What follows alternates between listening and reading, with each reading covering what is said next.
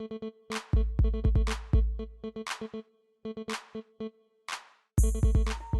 radio wave is something we take for granted, and it's not the simplest concept to understand. Thanks to the Asheville Radio Museum, we're taught the wonders of this late 19th century discovery.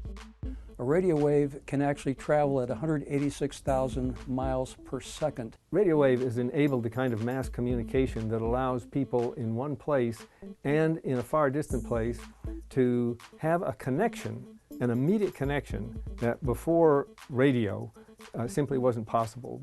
In 1877, Heinrich Hertz, a German scientist, proved that radio waves exist, and it all started with an electrical spark.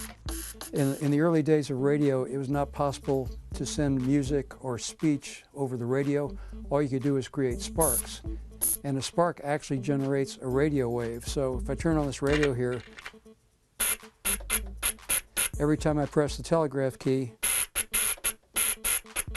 it creates sparks, and the sparks can be used to send Morse code messages. In the early 1900s, the triode vacuum tube was invented. This technology was used to send wireless voice and music transmissions, which eventually launched radio broadcasting in the 1920s. Radio suddenly brought people together, sometimes during tragic events. This is one of the worst catastrophes in the world. Oh, this place is 400 or 500 feet into the sky, and it's a terrific crash, ladies and gentlemen. The smoke and the flames now, and the frame is crashing to the ground. Well, the Asheville Radio Museum is both a teaching organization and a repository for various artifacts from the history of radio. We started off with about 20 or 30 radios, and that snowballed. So there's one side that's devoted to the history of amateur radio. This is Whiskey 4, America Foxtrot Mike. And on the other side is the broadcast radio and development of radio and electronics. The museum is located in Asheville-Buncombe Technical College, and in particular we're in the Department of Engineering and Applied Sciences. I find that the majority of people learn more by putting their hands on it than they do all the theory on the board all day long. Once they do it, then it changes everything. So Rose, this is our early 1900s Morse code practice machine that people would use to build up their speed. Let's see how it works.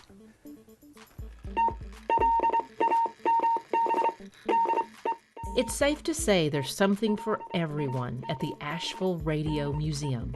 Places like this are important because they help remind kids of history and where we came from. And for me personally, it exposed me to a whole new hobby and area that I didn't really know existed that's perfect for me. A place to see the kind of history and that has built the technology that we have today.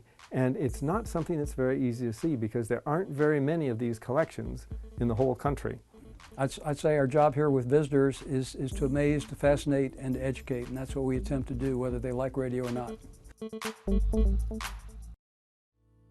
The Asheville Radio Museum is at 315 Elm Building on the campus of Asheville-Buncombe Technical Community College, and they're open every Friday from 1 to 3, February through November, and by appointment. For more information, visit their website at avlradiomuseum.org.